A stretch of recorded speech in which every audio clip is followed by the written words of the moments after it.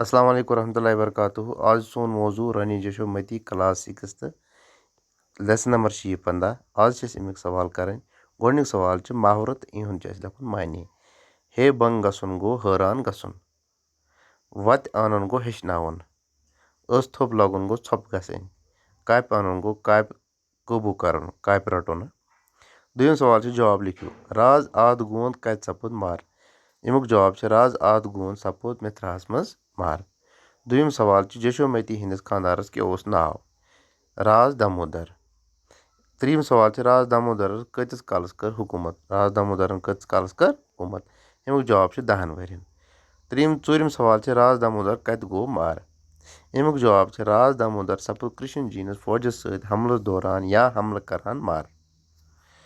पूतिम सवाल राज दामोदर संदिस निचुस क्या ओस नाव। बाल गोंद।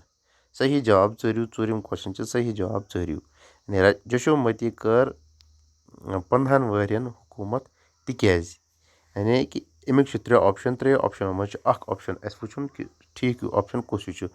अमुक जवाब सो घाटिच वलवीर तो दूर अंदेश, इसलिए कर तम 15 वरियन हुकूमत। अमुक दोयम पार्ट यम सा जशोमती तखत संभोल, मुल्क ओस छल छांगर। मुल्क क्या ओस छल छांगर। अत मज 3 ऑप्शन मे चोरमुत सही ऑप्शन सह मे ये लिखमुत। यम सवाल यम पे कॉपी बनावि, कॉपी पे साफ साफ लिखुन। ब्याक मौजू तथ खतर बनाओ इंशाल्लाह ब्याक वीडियो।